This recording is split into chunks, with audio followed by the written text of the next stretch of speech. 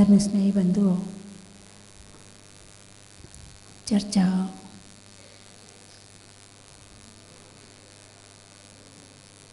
विनय पर चल रही थी कल कि जीवन में विनय बहुत आवश्यक है और विनय का यदि दूसरा नाम लिया जाए तो सम्मान है।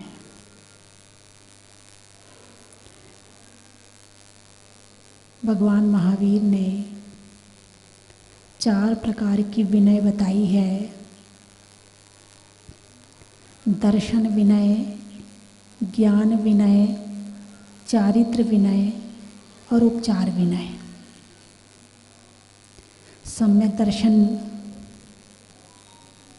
सम्यक दृष्टि और सम्यक दर्शन प्राप्त करने के जो भी कारण हैं वे सभी की विनय करना दर्शन विनय है। ज्ञान विनय, सम्यक ज्ञान जहाँ से प्राप्त होता है उनकी विनय करना, शास्त्रों की विनय करना, ज्ञानी की विनय करना ज्ञान विनय है। व्रतियों की विनय करना, चारित्रधारी की विनय करना चारित्र विनय है।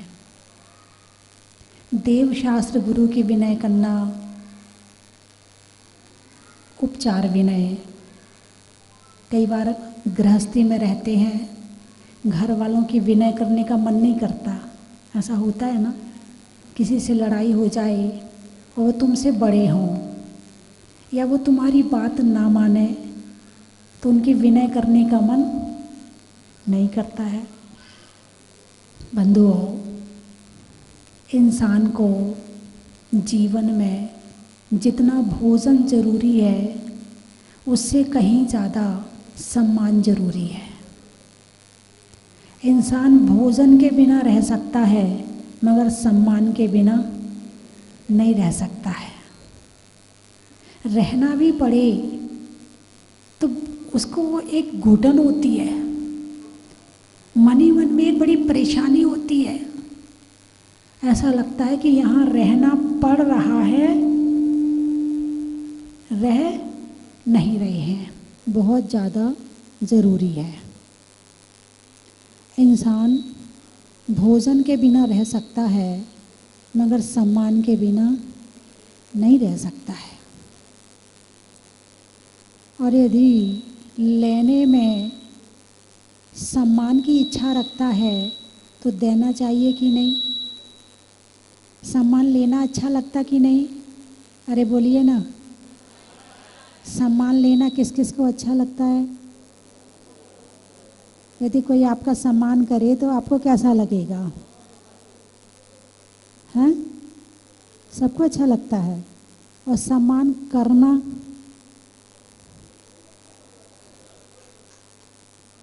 करवाना बहुत अच्छा लगता है, करने में मज़ा नहीं आता है। एक छोटी सी कविता पहले एक सुना दूं, फिर वो पूछ वाली बात में सुनाऊंगी। एक चिड़िया ने पर्वत से पूछा, पर्वत से कहा, पर्वत तुम बहुत ऊंचे हो। तो पहाड़ बोला, नहीं तुम मुझसे ऊंची हो। एक चिड़िया ने नदी से कहा, तुम बहुत अच्छी हो। नदी बोली, नहीं तुम मुझसे ज़्यादा अच्छी हो। एक चिड़िया ने वृक्ष से कहा, तुम बहुत सुंदर हो। वृक्ष बोला, नहीं तुम मुझसे ज़्यादा सुंदर हो। एक चिड़िया ने आदमी से कहा, तुम बहुत होशियार हो। आदमी बोला, तुम बिल्कुल ठीक कहती हो। सम्मान लेना बहुत अच्छा लगता है लेकिन सम्मान देना अच्छा नहीं लगता है ना। आप ये देखिए कि जो वर्तमान में बड़ी बड़ी होटल हैं वो बड़ी क्यों हैं? पहली बात, बड़ी होटल बड़ी क्यों हैं और लोग वहाँ जाना पसंद क्यों करते हैं? वहाँ जाते ही तो आपके सम्मान शुरू हो जाते हैं। सबसे पहले एक रिसेप्शन पे मिलेगी, आइए, नमस्ते सर, गुड मॉर्निंग सर। ऐसा होता है क्या? अरे बोलिए ना, होता है। फिर उसके बाद दूसरा आ जाएगा, सर आपको कहाँ ले चलूँ, आपको रहना है या आपको भोजन करना क्या? तो फिर आपने बताया मुझे भोजन, आइए सर, ले जाके टेबल पर बिठाएगा, कुर्सी पर बिठाएगा आपको। फिर दूसरा वेटर आएगा, सर आपके लिए क्या लेकर के आऊँ, पूरी लिस्ट पकड़ाएगा, लेकर आएगा। सर 5 मिनट लगेंगे, बड़े प्यार से बोलेगा, इतने प्यार से बोलेगा, इतने प्यार से बोलेगा कि ऐसा लगेगा होटल में रहना शुरू कर दो। फिर बड़े प्यार से तुम्हारे लिए थाली लेकर आएगा, साफ सुथरी, बिल्कुल क्लीन, एक एक चीज़ बिल्कुल जमी हुई, बिल्कुल ठीक ठाक से रखी हुई। फिर वहाँ खड़ा हो जाएगा, यदि जरा सी भी गलती हो जाएगी, सॉरी सर, सॉरी, ये नहीं कहेगा हो गई तो हो गई, अब क्या मतलब है, हो जाती, सबसे हो जाती, हमसे हो गई नहीं, सॉरी सर, है ना। उसके बाद बड़ा आपको प्यार से लौंग इलायची खिलाएगा, बढ़िया प्यार से पानी पिलाएगा, और लोग अच्छे से पैसा दे के आते हैं। क्यों भाई, वही खाना आपके घर में था, होटल क्यों गए खाने के लिए? तुम होटल में खाना खाने नहीं गए थे, होटल में सम्मान खाने गए थे।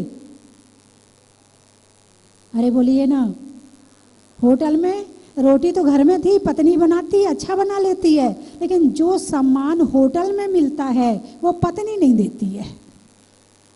हैं, पत्नी के घर में जाओ तो तुम कहोगे खाना लगा दो, अभी 5 मिनट बैठ जाओ, जरा कपड़े धो लूँ फिर लगाती हूँ, बैठो तुम, करो इंतज़ार।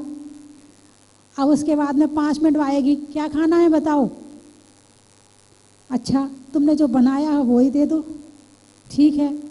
तो यदि कुछ डिमांड कर दी, उसके बाद तो शामत आ गई, पहले से बताते नहीं बनता था, पहले से बना लेती, अब बता रहे हो अब हमने नहीं बनाया, जो बनाया वही खा लो चुपचाप। बात समझ में आई कि नहीं आई? और यदि पत्नी सीरियल देख रही हो तो खाना बना के रख दिया है, अपने आप से उठा के खा लो। ऐसा होता है कि नहीं होता? होटल में और घर में फर्क आया कि नहीं आया?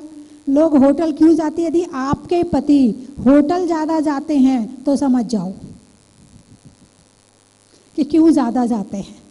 भोजन तो घर में भी अच्छा मिल जाता है, मगर होटल में वहाँ भोजन के पैसे कम होते हैं और सम्मान के पैसे ज़्यादा होते हैं। आप किसी तीर्थ पर जाओ, आपको बड़े अच्छी तरह से पेश आए सब लोग, तो आपको लगता बहुत अच्छा लगा, अब की बार यहीं आएंगे, लगता कि नहीं लगता? यानी पेट से ज़्यादा भूख, अरे बोलिए ना, सम्मान की है। और ऐसा नहीं है कि आप मेरे आज कहने से मान जाओगे, आज मेरे कहने से आप छोड़ दोगे सम्मान लेना, कि आप भावना खत्म कर दोगे, नहीं। ये तो जब तक आप संसार में रह रहे हैं, गृहस्थी में रह रहे हैं, तब तक तो ये कम होने वाला है ही नहीं है। साधु बनने के बाद क्या सिखाया जाता है, क्या साधना करवाई जाती है? दीक्षा ले ली, हम भी रोटी खा रहे हैं, तुम भी रोटी खा रहे हो, है ना? हम भी कपड़े पहन रहे हैं, तुम भी कपड़े पहन रहे हो। अंतर क्या है दोनों में? आप क्या करते हो और हम क्या करते हैं। साधना किस चीज की चल रही है? साधना इसी चीज की चल रही है कि मान और सम्मान से ऊपर उठ जाए। कोई सम्मान करे तो भी समभाव, और कोई अपमान करे तो भी समभाव, और कोई ना करे तो भी समभाव। जहां ये समभाव आ गया, जहां ये समता का भाव आ गया, वहां संतपना आ गया, वहां साधु बन गए। और जब तक आप गृहस्थी में हैं, जब तक आप गृहस्थी में हैं, ये भूख तो खत्म होने वाली नहीं है। शादियों में क्या होता है? अरे बोलिए ना, शादियों में क्या होता है? इस सम्मान को पाने के लिए, प्रशंसा को पाने के लिए क्या नहीं करते? अच्छे कपड़े किस चीज के लिए पहनते हो? बढ़िया से बढ़िया। अच्छी ज्वेलरी क्यों पहनते हो? कोई कहे तो सही, क्या बहुत सुंदर लग रही हो, हाँ बहुत आज से बहुत अच्छी लग रही। ब्यूटी पार्लर क्यों जाते हो? बहुत सुंदर लग रही हो, हैं? एक अम्मा थी, उसने बाजूबंद बनवाया, बाजूबंद जानते ना, यहाँ पहनते हैं, और वो भी सोने का बनवाया। अब वो सोने का बाजूबंद बनवाया तो पल्लू को यहाँ रख के, समझ गए, पल्लू को यहाँ रख के, और गई पड़ोस में, किसी ने उसकी तारीफ नहीं करी बाजूबंद की, पूछा ही नहीं कि अम्मा कब बनवाया, कैसा बनवाया। दूसरे घर में गई, वहाँ भी नहीं पूछा किसी ने। तीसरे घर में गई, बोलो ना, हाँ, अपनी तारीफ तो करवाना चाहते हैं मगर किसी की तारीफ छुओ नहीं, अब किसी की तारीफ करना नहीं चाहते हैं। तो फिर हुआ क्या, अब अम्मा को क्या आ गया, अरे बोलिए ना, यदि आप कितने सज धज के जाओ, 2 घंटे लगाओ तैयार होने में और कोई तारीफ ना करे, गुस्सा आएगा नहीं आएगा, आएगा ना। अब वो अम्मा जो थी उसे बहुत तेज गुस्सा आया और घर आई, झोपड़ी में रहती थी। अब झोपड़ी में रहती थी, चूल्हा जल रहा था, गुस्सा आया तो आदमी सामान यहाँ वहाँ फेंकता है, सामान कम था, उसने वो जलती हुई लकड़ी यहाँ वहाँ फेंकी तो घर में आग लग गई। अब आग लग गई तो लोग आग बुझाने के लिए आए। अब आग बुझाने के लिए आए तो अब वो अम्मा ने फिर अभी वो भूली नहीं बाजूबंद को, घर में आग लग गई है मगर बाजूबंद अभी भूली नहीं है। अभी भी यहाँ पर पल्लू पड़ा हुआ है, यहाँ पानी, इस हाथ से नहीं कह रही यहाँ डालो, यहाँ पानी डालो, यहाँ पानी डालो। एक पड़ोसन ने कहा, अम्मा ये बाजूबंद कब बनवाया तूने, बड़ा सुंदर लग रहा है। अब वो अम्मा बोली, आग जली, पहले पूछ लेती तो घर में आग क्यों लगती।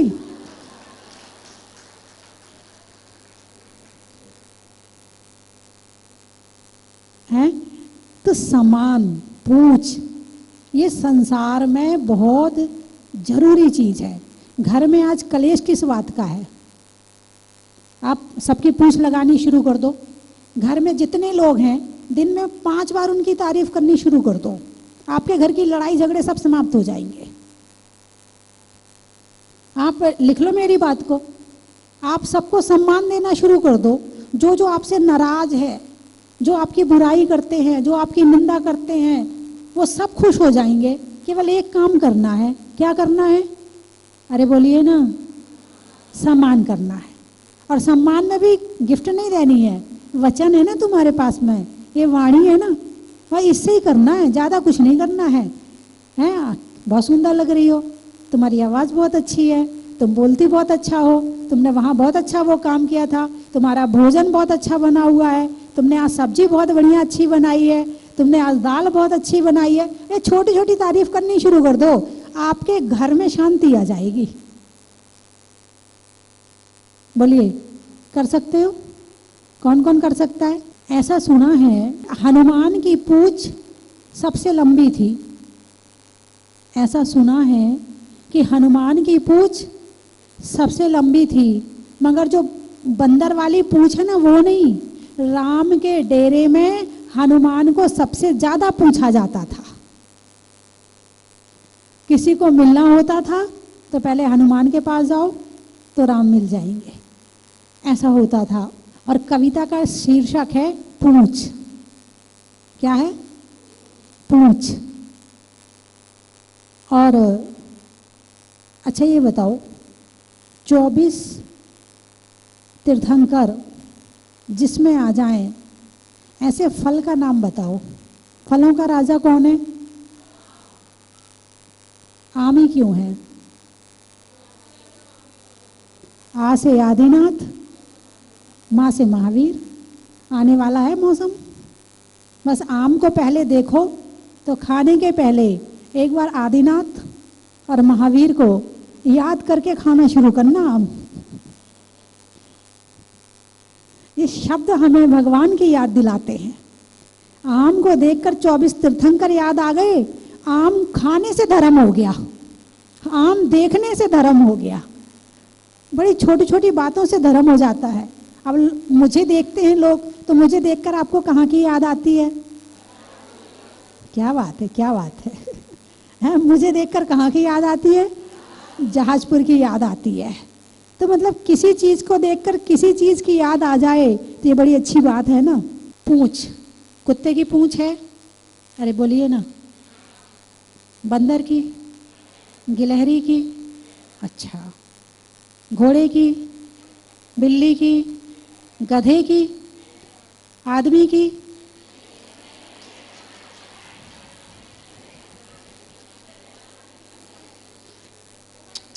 ये तो मामला बड़ा गड़बड़ है। बताओ, गधा तक की पूछ है, गधा, जिसको एक गाली किसी को कह दो गधा तो गाली हो जाती है, उस गधे तक की पूछ है, मगर क्यों नहीं है बताओ।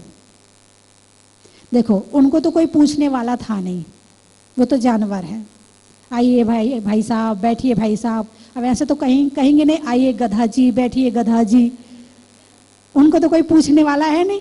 लाके उनके गले में रस्सी बांधी और बांध दिया, और काम के रहे तब तक तो बांधा और बाकी छोड़ दिया।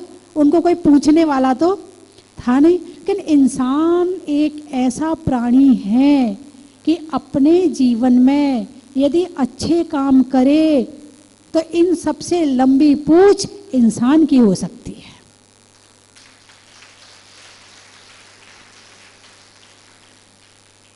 लेकिन जिसकी पूछ होती है वो तो खुश, और जिसकी ना हो, यदि किसी का सम्मान होता है तो आपको कैसा लगता है? नहीं लगता है। ताली बजाने के लिए भी कहना पड़ता है।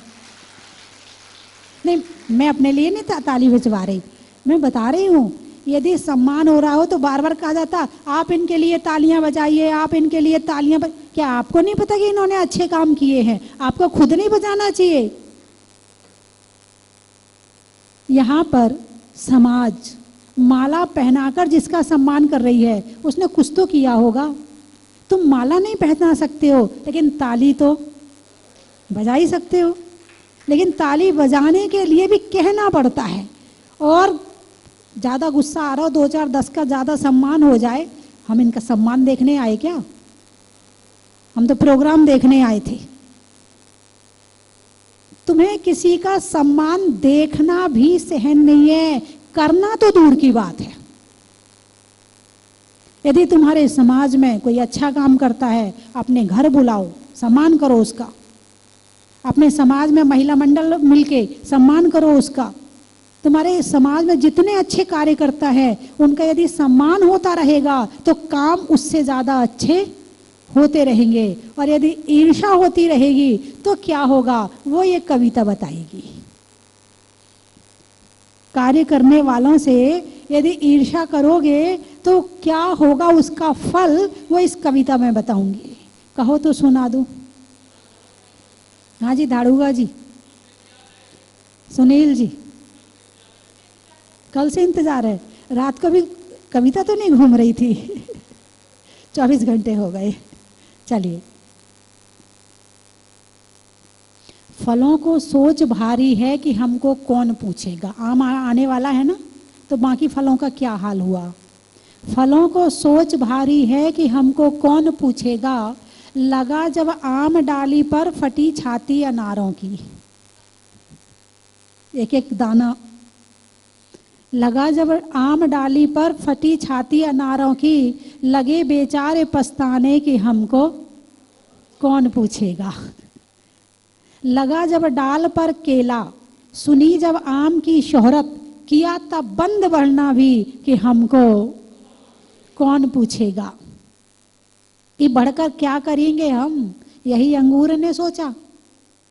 कि बढ़कर क्या करेंगे हम, यही अंगूर ने सोचा। इसी से रह गया छोटा कि हमको कौन पूछेगा। सुनी जब आम की शोहरत, पपीते पड़ गए पीले।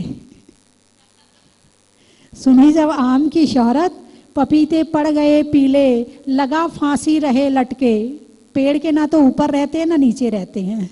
लगा फांसी रहे लटके कि हमको कौन पूछेगा। बेचारे संतरे ने जब, बेचारे संतरे ने जब, सुना यशगान आमों का।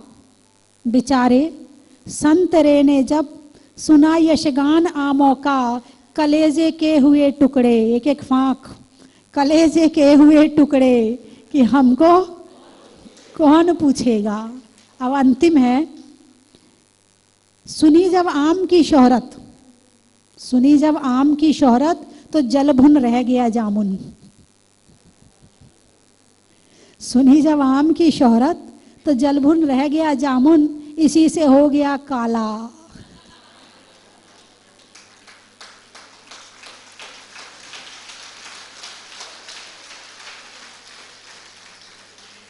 इसी से हो गया काला कि हमको कौन पूछेगा।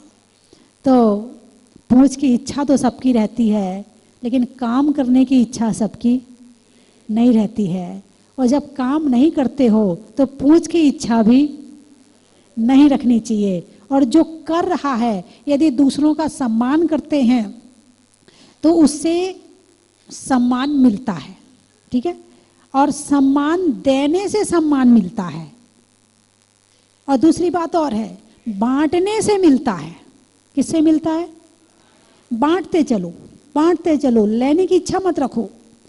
जो जितना ज़्यादा बांटता है और लेने की इच्छा नहीं रखता है, वो ही जीवन में बहुत कुछ कर सकता है। और जिसके अंदर लेने की इच्छा खड़ी हो गई कि यदि हमने उनसे ऐसा, उनके साथ ऐसा किया तो वो हमारे साथ करे, वो व्यक्ति किसी के साथ भी कुछ अच्छा करेगा तो सोच सोच के करेगा कि यहाँ से वापस आएगा कि नहीं आएगा।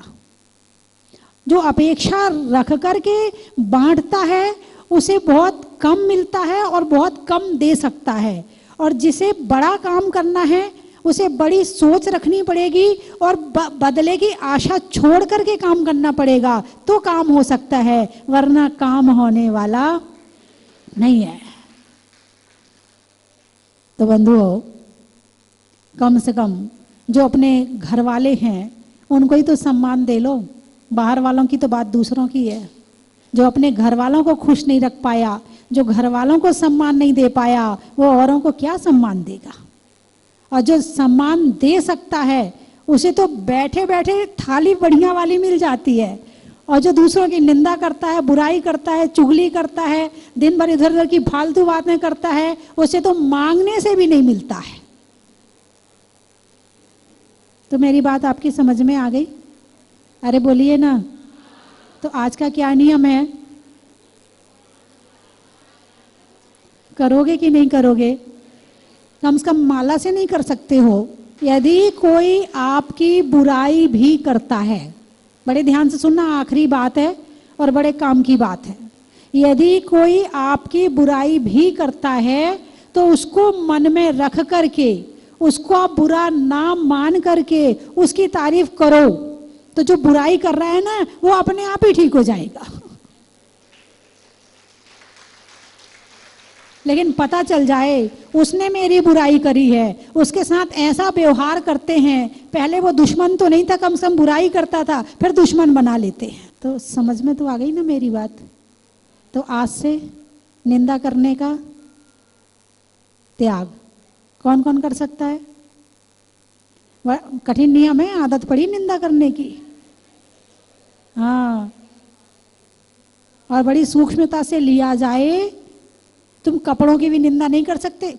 ये कलर बहुत खराब लग रहा है, अरे ये बहुत बदबू, बहुत बुरी वाली बदबू आ रही है, ये भी निंदा है। लेकिन मोटी निंदा कि कम से कम हम जो अच्छे काम करते हैं उनकी निंदा नहीं करेंगे, इतना नियम ले लो तो भी आप बहुत कुछ कर सकते हो। ले सकते हो? उठाइए हाथ। चलिए, और आज का नियम है कि 10 जनों की तारीफ करनी है।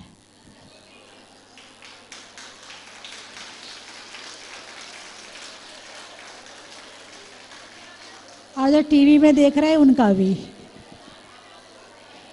नहीं नहीं, मुझे छोड़ करके, मुझे छोड़ करके बाकी की करनी है।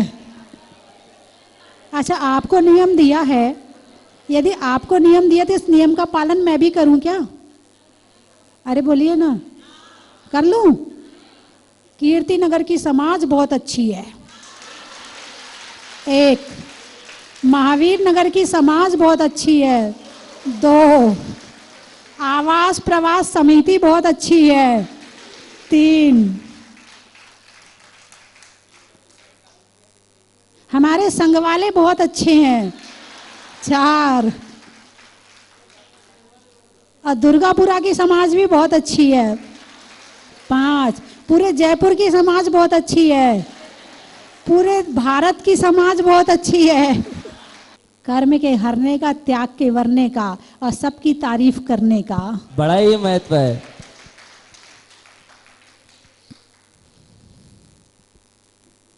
देने में दान का, शादी में पान का और करने में सम्मान का। तो पानी में मगर का, चलने में डगर का। और जयपुर में कीर्ति नगर, महावीर नगर का बड़ा ही महत्व है। और विधान, खेत में धान का, शादी में पान का, होने वाले विधान का। वही महत्व है। अनाज में चने का, गर्मी में पने का और विधान को देखने का। अपनी माता जी श्रीमती तारा देवी लहरी जी और मेरी अपनी सासू माँ और उनके साथ, और मैं अपने भाई भाभी और मेरी पत्नी डॉक्टर ज्योति लहरी, हम पूरे परिवार के साथ यहाँ पर आए हैं। और मैं 3-4 साल पहले जरूर आया था, तब मैंने माता श्री से, माता स्वस्ति माता जी से निवेदन किया था हम लोग दोबारा आएंगे, और हम आज ये सौभाग्य प्राप्त हुआ, उसके लिए मैं बहुत बहुत धन्यवाद देता हूँ। हिल रहा था अकेला छत्र, बाकी सारे छत्र नहीं हिल रहे थे, एक ही, बाकी सब स्थिर थे, एक ही छत्र हिल रहा था। वो मैंने सभी को दिखाया, उसके बाद फिर थोड़ी देर बाद हिलना बंद हो गया। अब ये बाबा भगवान का चमत्कार है या भगवान का आशीर्वाद माने, जो भी समझे इसे, हम धन्य हुए। जागा जब से हमने अपने भाव बनाए कि हम जहाजपुर जाकर मुनि सुव्रतनाथ भगवान के दर्शन करें। और जब हम आज सुबह सुबह दर्शन करने आए, मैं भाभी, तो हमने देखा कि छत्र अपने आप स्वतः ही हिल रहा था। बाकी सारे छत्रों को भी हमने देखा कि कहीं ऐसा तो नहीं कि सारे घूम रहे हो, लेकिन नहीं, सिर्फ एक ही छत्र था। पूरा रोमांचित हो उठा शरीर, ऐसा लगा कि हमारा आना सार्थक हो गया है। चैतन्य चमत्कारी मुनि सुव्रतनाथ भगवान की जय। जन्मों के पुण्य का उदय था, आज भगवान के दर्शन हुए।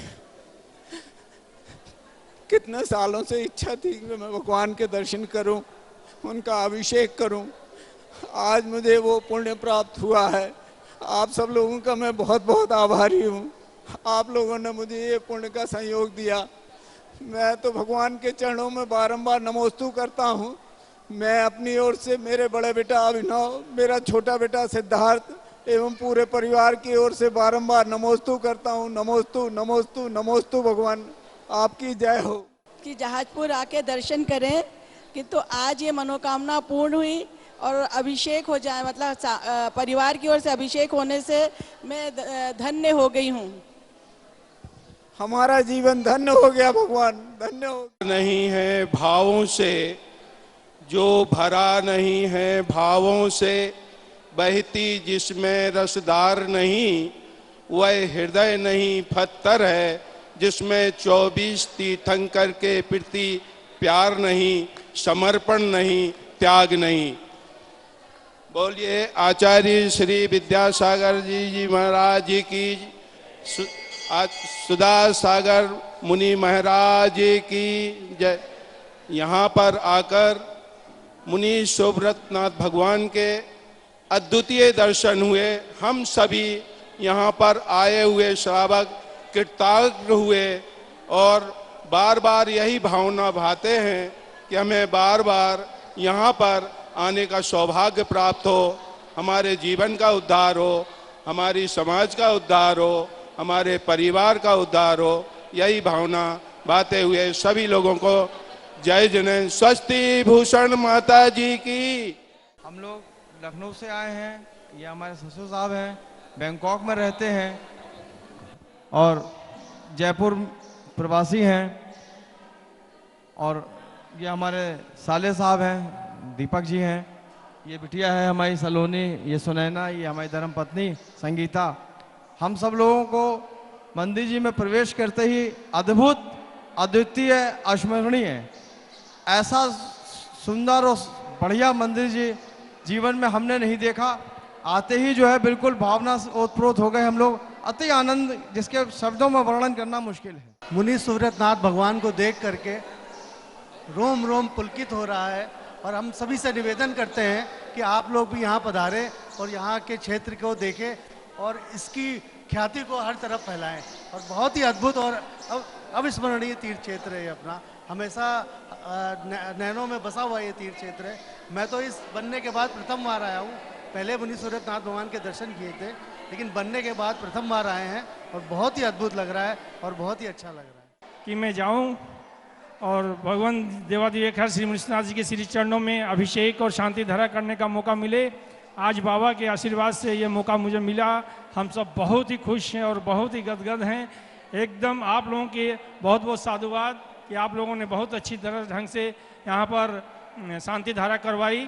पारस चैनल का भी बहुत बहुत साधुवाद, जिसको देखकर पूरा विश्व आज देवाधिदेव श्री मुनीश्वरनाथ भगवान जी के दर्शन कर रहे हैं। अभिषेक और शांति धारा देखने का उन्हें मौका मिलता है। मैं पूज्य माता जी के श्री चरणों में बारंबार बदनामी करता हूं कि उन्होंने इतनी अच्छी सोच कर यहाँ पर इतना अच्छा जहाजपुर नाम के हिसाब से जहाज रूपी मुनीश्वरनाथ भगवान जी का श्री मंदिर जी को बनाकर हम सभी को बहुत ही लाभ दिया है। हम सभी को धर्म के प्रति प्रभावना बढ़ाई है। मैं माता जी को पुनः बारंबार बदनामी करते हुए आप सभी को बहुत बहुत साधुवाद देता हूँ।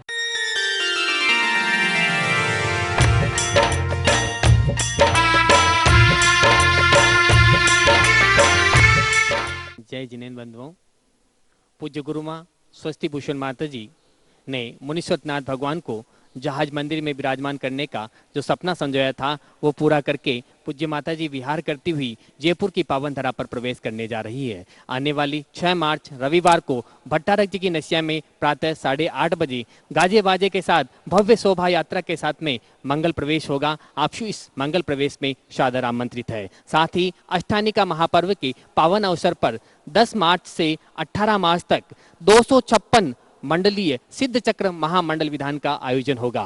बंधुओं, सिद्धों की आराधना करने का सुअवसर मिला है।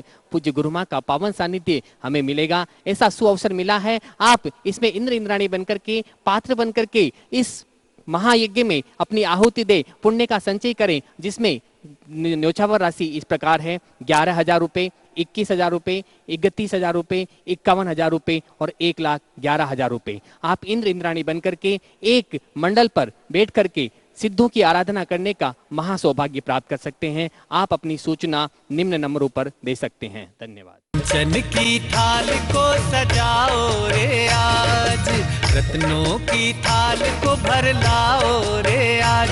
आओ आओ करे रे गुणगान आरती भगवन की। आओ आओ करे गुणगान आरती भगवन की। आओ आओ करे रे गुणगान आरती भगवन की।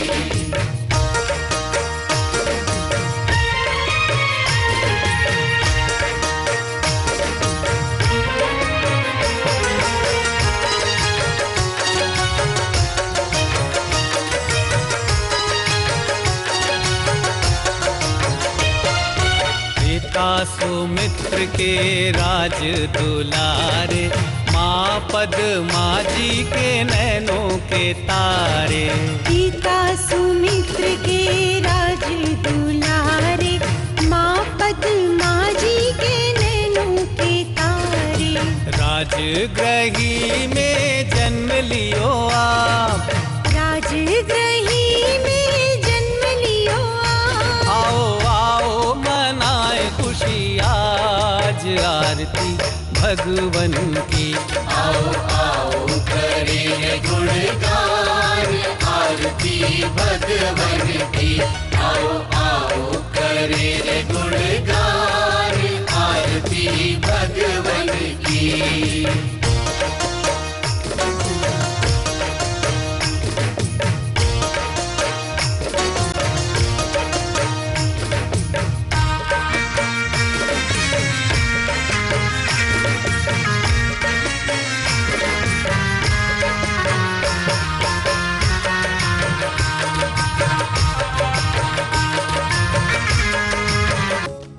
परम विदुषी लेखिका गणिनी आरिका रत्न श्री 105 स्वस्ति भूषण माता जी, जिन्होंने मात्र 20 वर्ष में 100 से भी अधिक किताबें लिखकर जैन समाज को अनूठा योगदान दिया है। बड़े बड़े विधान जैसे कल्पद्रुम महामंडल विधान, सिद्ध चक्र महामंडल विधान, इंद्रध्वज महामंडल विधान, एवं विशेष जिनपद, पूजांजलि आदि महत्वपूर्ण साहित्य बहुत ही सरस, सरल व सुबोध